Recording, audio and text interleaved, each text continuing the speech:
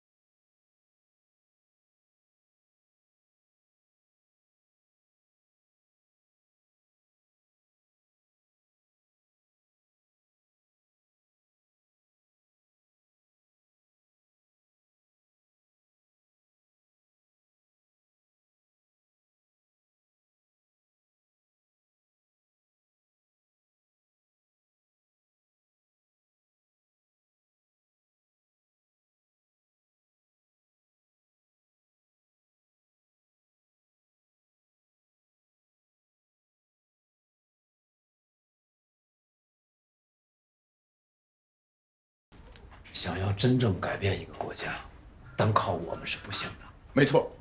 祝福，祝福，祝福先生，怎么了这是？哎，鑫刚病了，头发怎么都白了？怎么了这是？鑫刚他受了巴黎和会的刺激，想不开，自己在野外河边坐了一晚上，估计是受了寒，又太激动，一下子昏倒了。我赶紧去给他弄点红糖水，马上就来。 鑫刚啊，鑫刚啊，你说你怎么心思就这么重呢？你有什么心结，你说出来，大伙可以想办法呀。先生，先生，我没事儿，我就是这2天一直睡不着觉，一闭上眼我就能看到我父亲。 一闭上眼，我就看到我父亲。我父亲原来是清朝登州总兵张高原手下的将领。1897年，德国东亚舰队司令迪特里克斯攻打青岛，我父亲在即墨县城跟他们干了一仗。后来被革职回乡，没过多久，父亲就病逝了。临死前，父亲把我叫到身边跟我说：“鑫刚。” 青岛是在我手上弄丢的。什么时候青岛收回来了，你一定要告诉我。先生，鑫刚不明白啊，我们不是打赢了吗？德国打败了青岛，该收回来了。我本来想到父亲的坟前跟他说：“爹，你看。” 现在青岛收回来了，青岛收回来了，可现在这是怎么了？啊！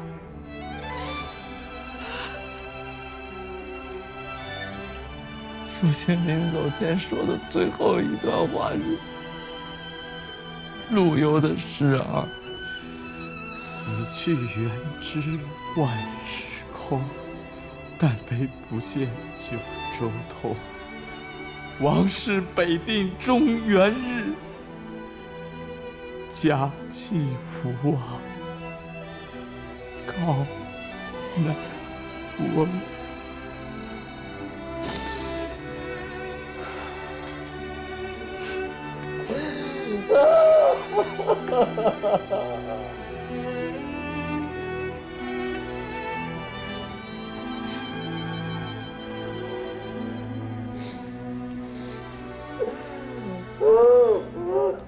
鑫刚，光难过没有用。昨夜你在野外一定没睡，我也一夜无眠，写了3篇文章。来，把这篇给大家读读。黎的和会，各国都重在本国利益，什么公理，什么永久和平，什么威尔逊总统的14条宣言，都成了一文不值的空话。那法、意、日本3个军国主义国家，因为不趁他们侵略土地的野心，动辄就要大发脾气，退出和会。我看这个分赃大会与世界永久和平、人类真正幸福隔得不止108000里，非全世界的人民都站起来直接解决不可。若是靠着分赃会议那几个政治家、外交家在那里关门弄鬼，定然没有好结果。先生的意思是，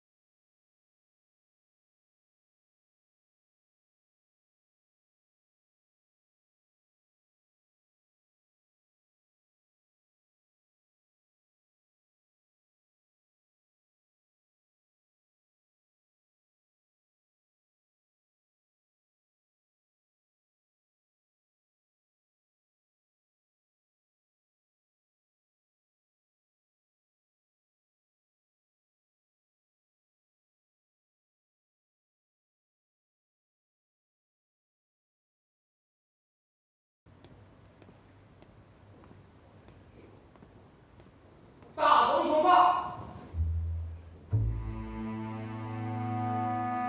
伯堂，听说你们外交委员会的意见出来了，说说吧。陆正祥一天好几个电报催着呢。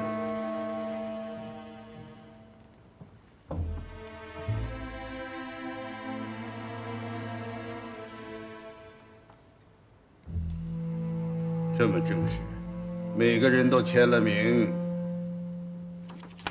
坐吧。担着卖国贼的干系，不敢不认真。你具体说说吧。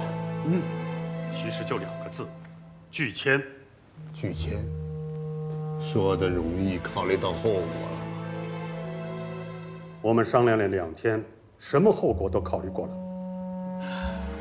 可是陆仲祥来电报说，如果我们不签合约，至少日本、英国、法国、意大利4国将会对我们发难。那样的话，我们丢掉的就不仅仅是德国在山东的权益，而是整个国家的权益，那损失就大了。我们这个战胜国将真正成为一无所得呀！这一点你们考虑过了吗？陆正祥从来没有跟我说过这个问题。可是他天天跟我这么说。陆正祥是什么意思？他的意思很清楚，他主张签字，以免因小失大。陆正祥鼠目寸光，阳奉阴违，祸国殃民，当千刀万剐。伯堂，你这是干什么呢？大家这不是在商量吗？啊，你这……徐大总统，钱总理，你们睁开眼睛看看，中华民国要是在这个合约上签了字，你们还敢迈出总统府这个大门吗？伯堂兄，危言耸听了，现在需要你回答陆征祥的问题：签字与不签字，究竟哪个对我们国家的权益损失更大？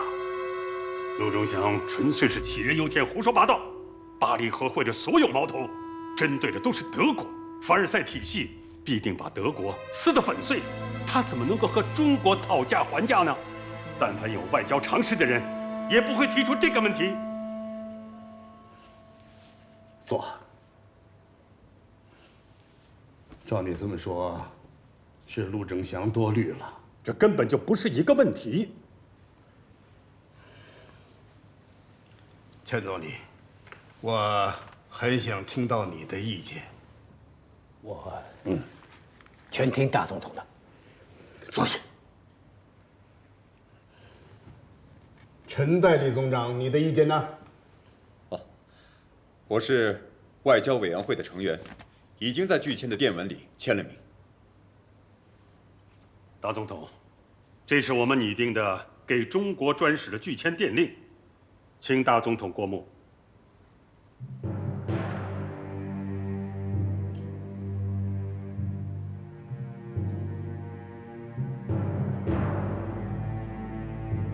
大家的意见呢？拒签。既然大家都认为可以拒签，那就请钱总理以国务院的名义发出吧。但是这件事情一定要保密，不能让那些娃娃们知道。是，大总统。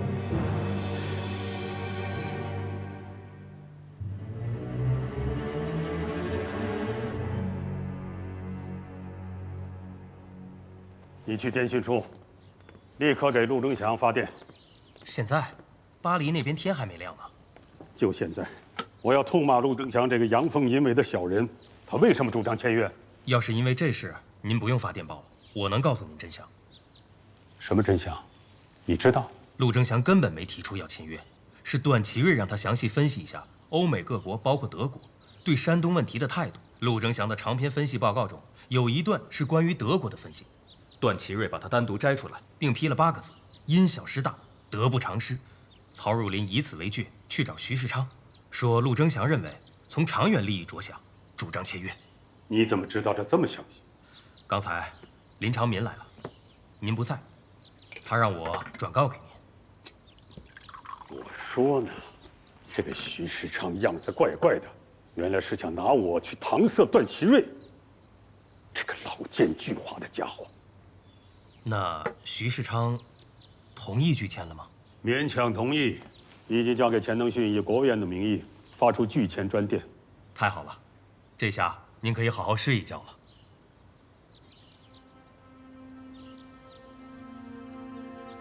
我还是不放心啊！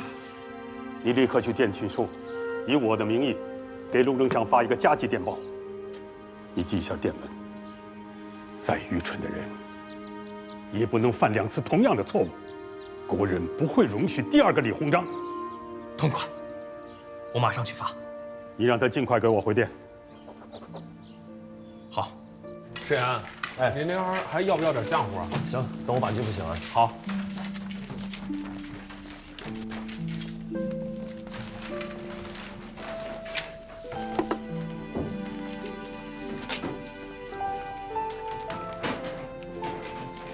同学们，左郎先生，先生，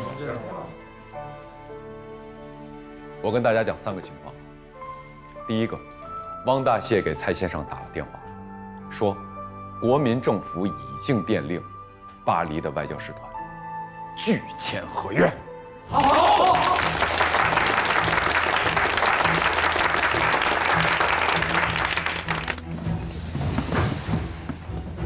第2个情况是，国民外交协会发来了通知，定于5月7号在中央公园举行国民大会，抵制巴黎合约。我们北京大学和各个学校的学生要成为这次大会的主力军。第3个情况，现在全国都已经行动起来了，尤其是山东、上海、广州都在用不同的形式采取抵制运动。多亏新文化运动竖起了科学和民主的2面旗帜，我们才可以打破那个旧世界，看到这个新世界。我记得仲甫先生曾经说过一句话，他说要20年不谈政治，他要专心的去搞思想启蒙。当然，现在他也认识到当初说这句话有失偏颇了，因为科学和民主本身就离不开政治，民主本身就是政治。我们要谈科学和民主，政治就会来找上你，躲都躲不掉。大家想一想，我们北京大学这3年来的所有事儿，哪一件事儿离得了政治？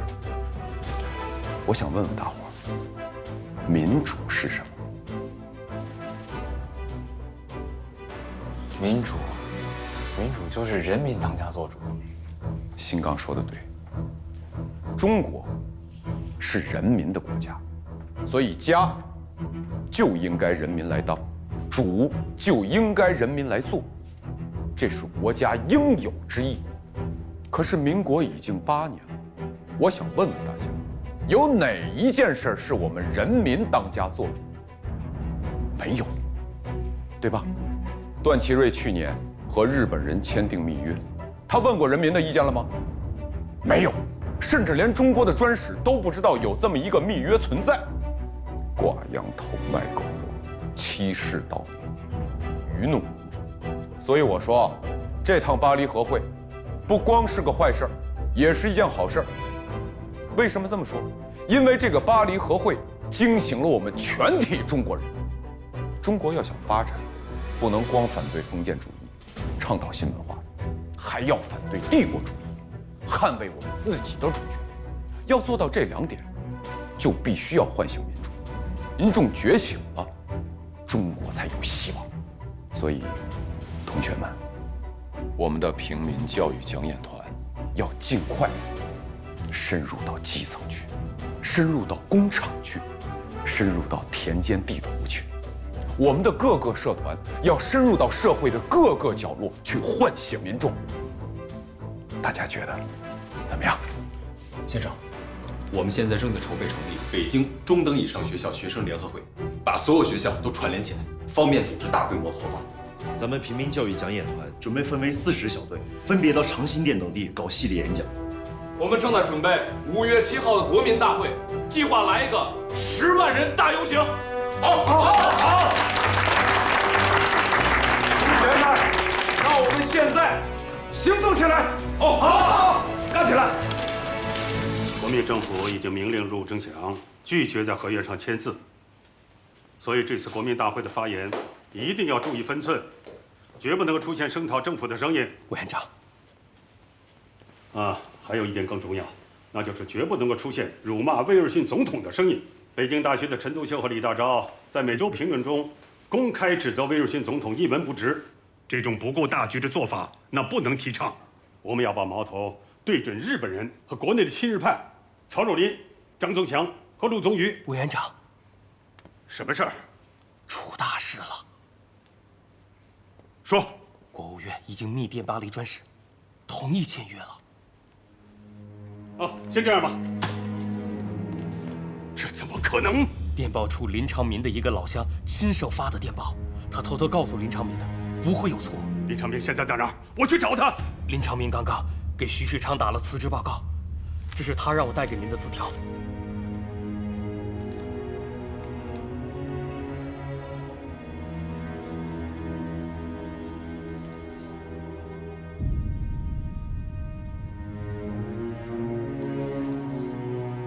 这个政府背信弃义，我绝不能跟他同流合污。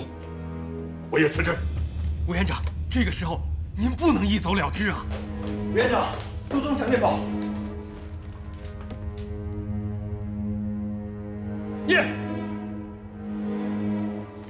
请伯堂兄，救救我！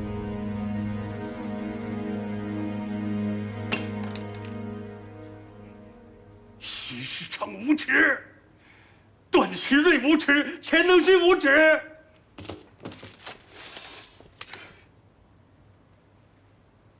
你马上给陆征祥发电报，就说他要我救他，他就要记住我的话。这个协议绝不能签，他要是签了，那他就成了中华民族不可饶恕的千古罪人。备车！我要去见蔡天林。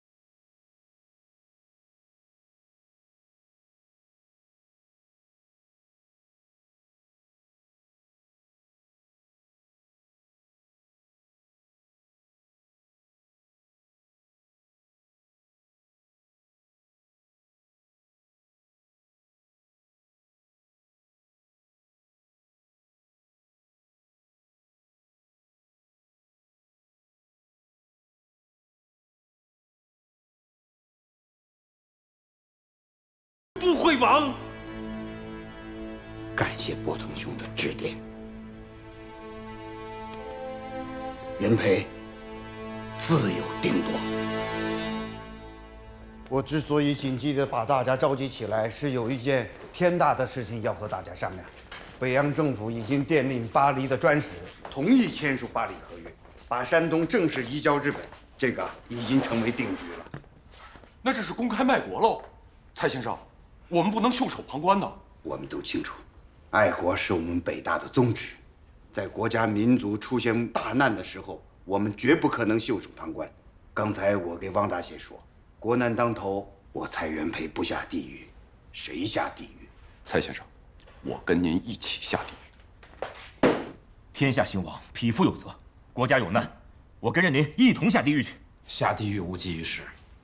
这个问题我想了很久，是手长的一篇文章启发了我。他说俄国的10月革命是庶民的胜利，俄国的庶民用的是暴力，那我们中国的庶民用民主行不行？我看可以是。我们的国家是人民的国家，人民的国家得人民说了算。现在北洋政府违背民意，出卖了我们国家的主权，怎么办？我说别无他法，只有让人民站起来，直接解决吧。怎么个站起来直接解决？变作而易，为其而行。我们北大要做先锋，唤醒广大民众，做天下的主人。咱们也来他一个庶民的胜利。蔡先生，邓中夏他们正在组织北京学联，我催促他们赶快行动起来。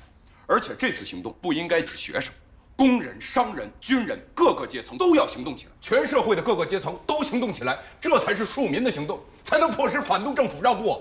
我同意仲甫和寿昌的意见。如果我们北大先带个头，把全国的民众都调动起来，那必将是一个全新的历史的开端。对，你们在青年人中间是很有影响力和号召力的。刚才仲甫说，让人民直接站起来行动，这句话我认为应该成为口号，把这个口号喊出去，把人民调动起来。你们二位曾经说要直接议论政治，当时我还有疑虑和保留，现在看来，你们深谋远虑，但是仓促行动容易顾此失彼呀。蔡先生，我明白您的意思，我现在就去一趟诚信店，把巴黎和会的结果告诉工人兄弟们。好，寿昌先生要注意安全。来，于才，我们来商量一下，这次这个行动，我们到底应该怎么样具体的来做？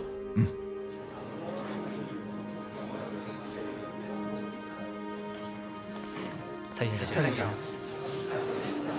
蔡先生，蔡先生，蔡先生，蔡先生，蔡先生，蔡先生，蔡先生。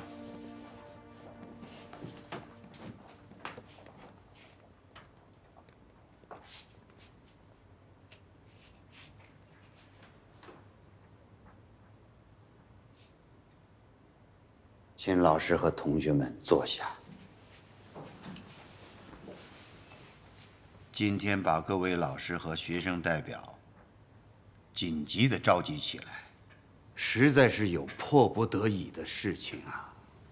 巴黎和会现在已经通过了一项不平等的条约，条约的内容是把战前战败国德国在中国的所有权益全部移交给日本。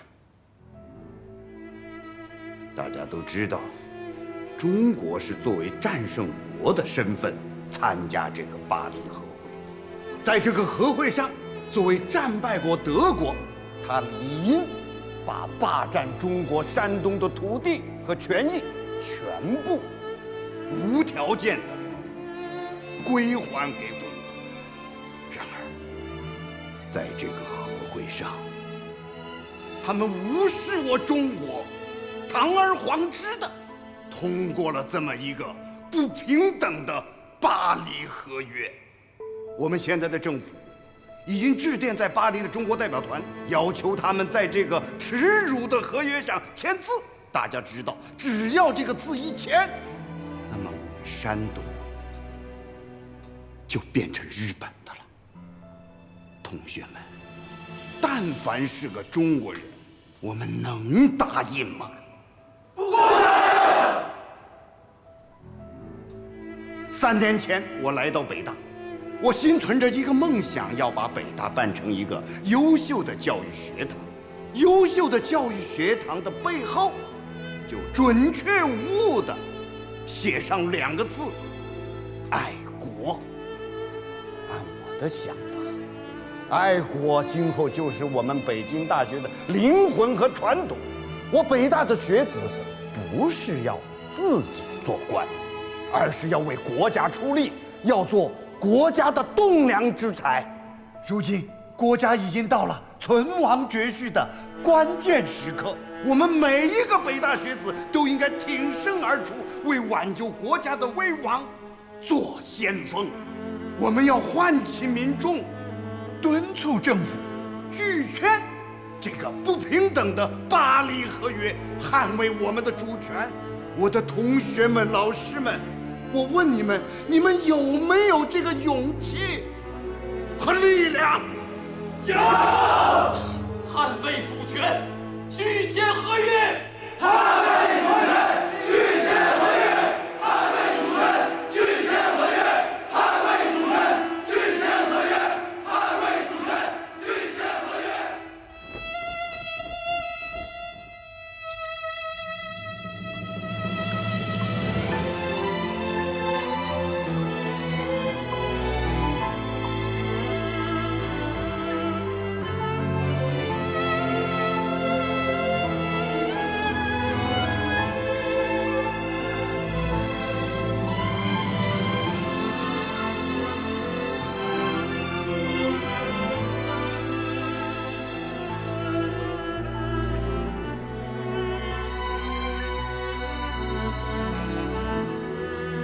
这个路口人必须集中，否则是用不了力量。集中了之后，咱们这儿人数达不到。这儿怎么办？这么小的路口怎么会有人看？咱们还是得现在变成行了。对，这师傅们来了。大专师长，石国二，大专师长，谢谢各位工友对我们的支持，谢谢。大专师长，我们工人也想为咱们的国家做点事情，有什么需要我们的，您尽管吩咐。好，那大伙儿坐吧，啊，咱们坐着聊。好。舒贵，现在有这么一个情况啊，我们的平民教育讲演团定下来了一个演讲路线，全在地图上。我希望你帮个忙，你看看哪块的工友最多，我们就先去哪儿。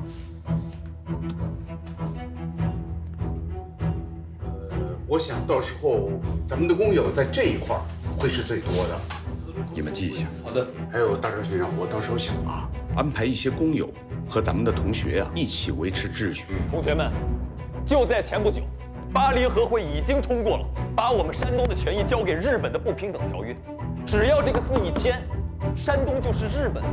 同学们，这种条约我们能答应吗？不能，绝不能答应！看看你们身上穿的校服，看看我们佩戴的北大校徽，北大应该以爱国为灵魂和传统。在我们国家存亡绝续的时候，我们能否拿出这种勇气和担当？可以。刚才的会议，大家还有什么补充吗？我觉得还需要和其他同学说一下。好，那就这么定了。5月3日在北大3院礼堂召开全体学生大会，除开北大学生以外，还要动员其他10几所学校派代表参加。各位还有什么问题吗？没有了。好，那就拜托各位行动起来吧。同学们，下面我宣读北京各学校联合会决议：1. 联合各界一致奋起力争；2. 原定5月7日的国耻游行提前于5月4日举行；3.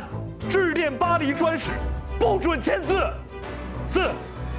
通电各省5月7日一律举行爱国示威游行。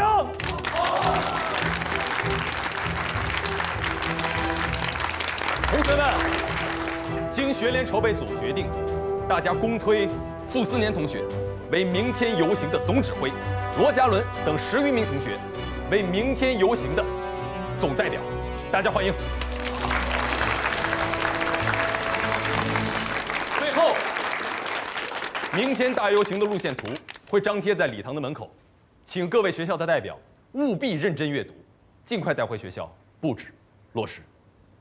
同学们，还我青岛，打倒卖国贼！还我青岛，打倒卖国贼！还我青岛，打倒外国贼！还我青岛，打倒外国贼！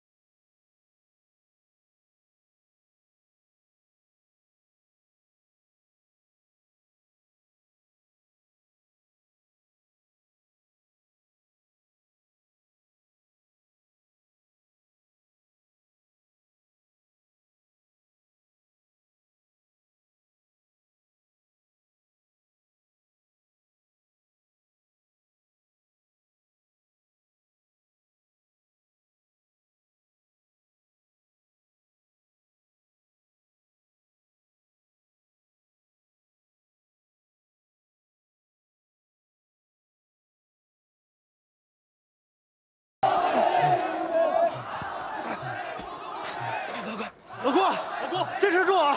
老郭，必须得抓正办学生闹事儿，必须得严惩，必要的时候还送你们警察嘛，对吧？必须得抓正班学生，我跟你讲，必要的时候。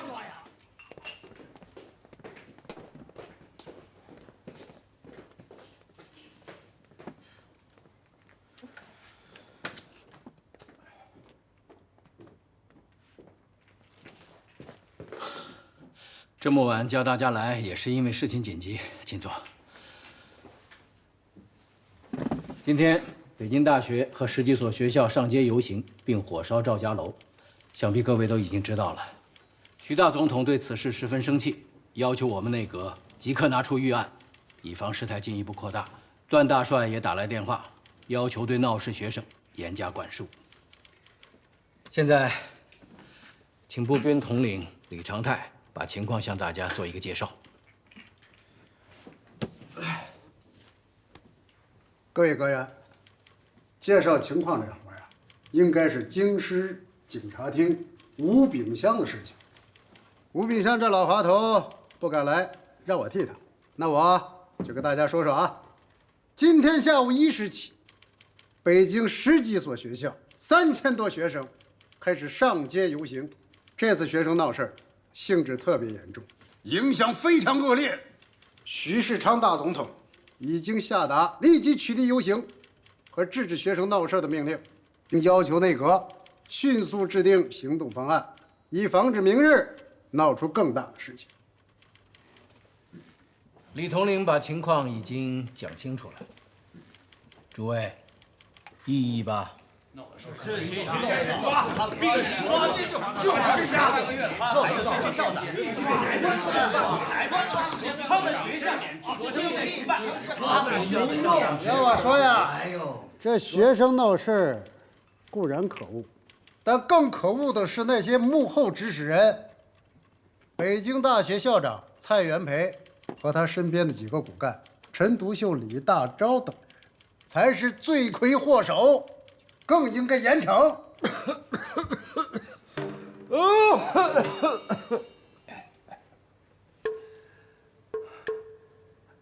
这个蔡鹤清，自从执掌北大以来，他就没有办过一件好事。依我看呐，必须把他革职。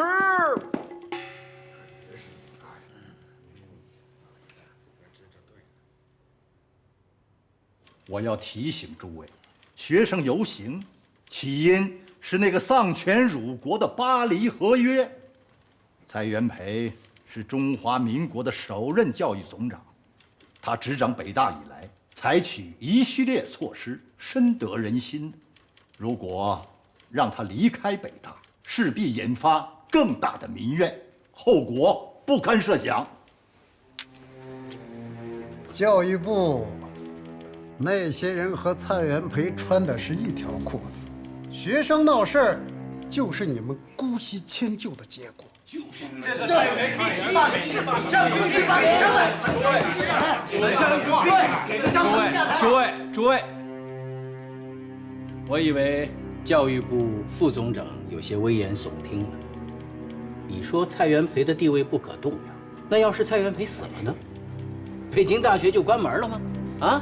总理，当然了，我们今天要讨论的不是罢免蔡元培的问题，而是如何防止事态进一步扩大。这件事从根本上说，责任在教育部，可我们是中华民国，办事要讲法度，学生的事当然要由教育部来管，治安的事当然是警察厅来管。步军统领衙门是军队，最好不要插手此事，免得把事情闹大了。我听说被抓来的学生到现在还被关在步军统领衙门，这就不合法度吗？这样，通知吴炳湘，让他即刻把抓来的学生送到警察厅。哎呀，心想啊，闹了半天，我这出力还出毛病了。行，老子不管了。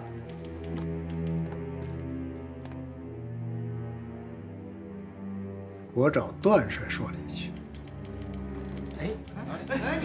哪里？不要回去。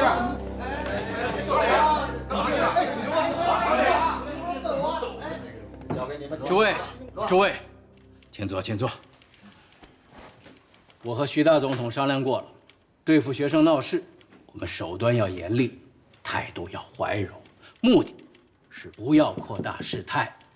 眼下最为重要的是5月7日在中央公园召开的国民大会，无论如何不能让他们开这个大会。这国民大会一开啊，那才是后果不堪设想。同学们，根据各个学校的核实，现已查明，我们共有32名同学被捕，其中北大学生20人，高等师范学校8人，高等工业专门学校2人，中国大学、汇文大学各1人。这些同学被宪兵带到步军统领衙门。我们北大的许德恒等同学还被关在囚禁重刑犯的战笼里，受尽了凌辱。有消息说，反动军阀段祺瑞为了给卖国贼曹汝霖出气，已经下令要严惩被捕同学。他们现在面临生命危险，情况不容乐观。我们绝不能袖手旁观，绝不能袖手旁观，绝不能袖手旁观，绝不能袖手旁观，绝不能袖手旁观。大家请安静。请安静。蔡先生到了。